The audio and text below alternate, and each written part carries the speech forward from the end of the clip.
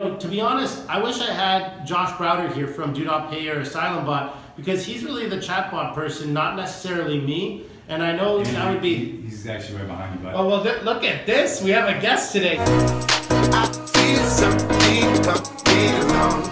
Do you feel the same way? I feel something coming along. Hi, everyone out there, and welcome to this episode of OneTake with Andrew. I am super jazzed about this episode, and it's from a few reasons. And I think for those viewers out there, you're in for something special today. Kind of the big news that I want to talk about first is, of course, this is my old University of Toronto cap. We announced very recently that ROSS is opening up our AI research headquarters in Toronto in association with the University of Toronto. Of course, the birthplace of ROSS came out of that, the UofT. And, it's really great to go back to where things like deep learning were really pioneered. And so more on that to come. And if you'd like to learn more about that, there's a great article that you can check out below. Now, I am looking forward to today's conversation. As always, David, we recently had some folks from the Legal Tech Twitterverse ask us some questions. Who are we talking about today? Which question are we dealing with? Yeah, so I think Dan Lear had more than just a question. It was more of a statement along the lines of access to justice when it came to chatbot and whatnot. I think if you pull that one up, I think that would be a good one to go over. Yeah. All right. So Dan Lear, of course, from AVO.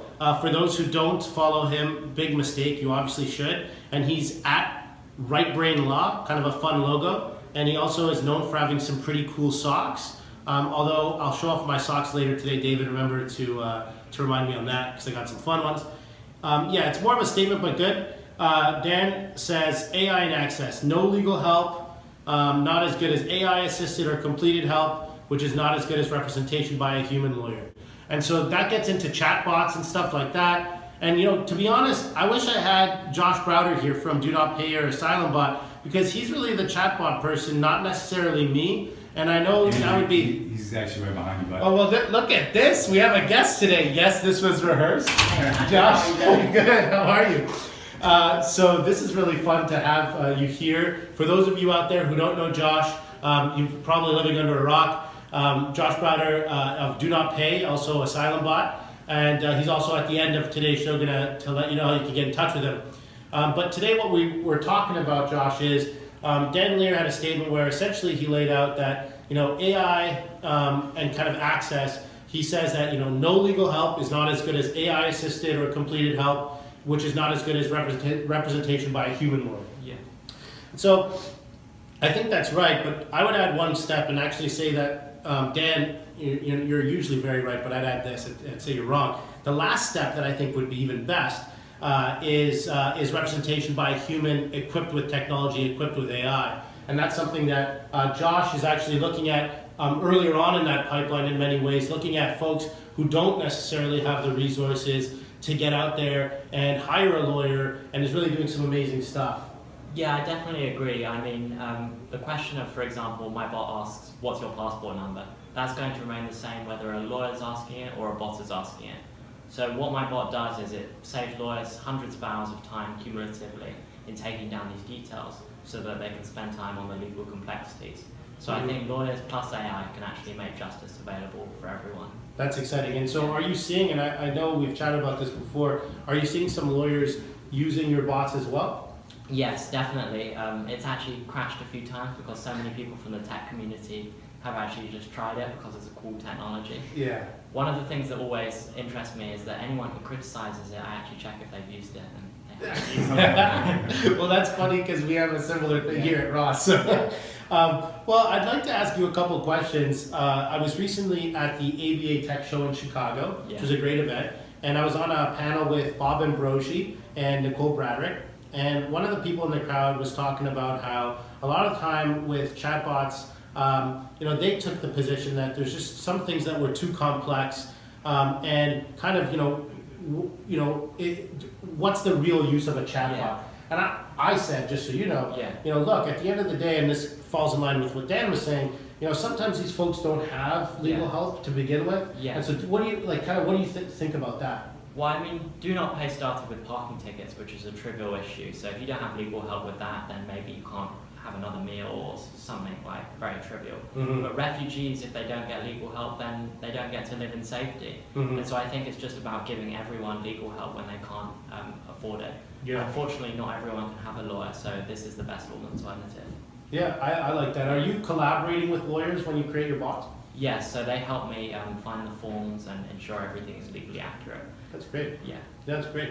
And so what, I remember, it's actually kind of funny because for your do not pay bot, Yeah. a lot of the inspiration was because Yeah. you were getting a lot of tickets. Yeah. But fair. for asylum seeking, what was your inspiration behind it? What led to that? Well, it was the height of the refugee crisis. Terrible stories were coming out. My Mm. grandmother was a refugee from the Holocaust, from Mm. Austria. Mm. And so it just seemed like if I can apply this technology to parking tickets and homelessness, which is another area it works in, why not tackle the international problem of the refugee crisis? That's great. And I really like it because part of what I said at the ABA Tech Show as well was that sometimes, people are quick to say, well, it can't do this, Yeah. and it can't do that, and it can't do that. And that's almost what always happens when you create a new tool. Yes. Meanwhile, there was no alternative before it. Yes. And so what I encourage people to do is, reach out and like have conversations with folks like yourself. Say, hey, if there's missing a form or something that you could see, Yeah. let you know. And so do you get like folks helping you out, and not just lawyers collaborating with you, but asylum seekers, hey, can you help me with this or that? Like, how does that work? Definitely. Lots of people unfortunately assume because I can help them with one thing, I can help them with everything. But Yeah. that's actually useful because they send resources my way. That's great. But I think lawyers should let them take a step back. We have driverless cars here in Palo Alto, and it's amazing to think what technology can do. So a few documents, it's not the biggest challenge to automate. I agree. I was at ClioCon and I was talking about different automation, and I said it's funny because we have driverless cars Yeah. who they're going down the street in the rain. The signs recently just changed. A ball runs across the street and a child's Yeah. going to grab it, and it is capable of taking into all those calculations. But sometimes when it comes to some form automation, it gets a bit kind of Yeah. too scary. Everyone takes a step back, the innovation that's going on is incredible. Why not apply it to the law? I agree. And so, in terms of if you wanted to let the legal tech world know one thing, oftentimes I find that I'm such a big supporter of what you guys are up to and yourself. And so sometimes I'm like, Josh wouldn't say that, or, in my opinion, I think this is what he's doing. Yes. That's because I'm always out there kind of in that world. A lot of folks, you're very popular kind of across the world, but for the legal tech community in particular, is there something you want to, let them know, or something that kind of a message to give them, something like that? I just say don't stop. There are so many naysayers in the legal tech world saying that it's not possible to change things, but so many great people are doing so. So just don't stop. I love that. Don't stop. Very inspirational too. And so I am having a blast here. I have a gift for you, Oh my god. which is a ROSS tea. Wow. The only reason I came out. Yeah. Well, hey, you know what? And so I want to thank you so much for your time. But before I let you go, if you can let folks know how they can get in touch with you. Sure, the best way is through Twitter at jbrowder1. At jbrowder1. Follow him, Dan. I did also mention I was going to show off my socks. And so here they are. Here are these kind of fun socks. And these socks are from the CBC. So a Canadian classic, Dan. And so the ball's in your court with your socks now. Thanks everyone for tuning in. We're going to be expanding and continuously trying to bring on as many cool people as possible. Josh, thanks so much for coming in. Really appreciate it. Thank you. Thanks.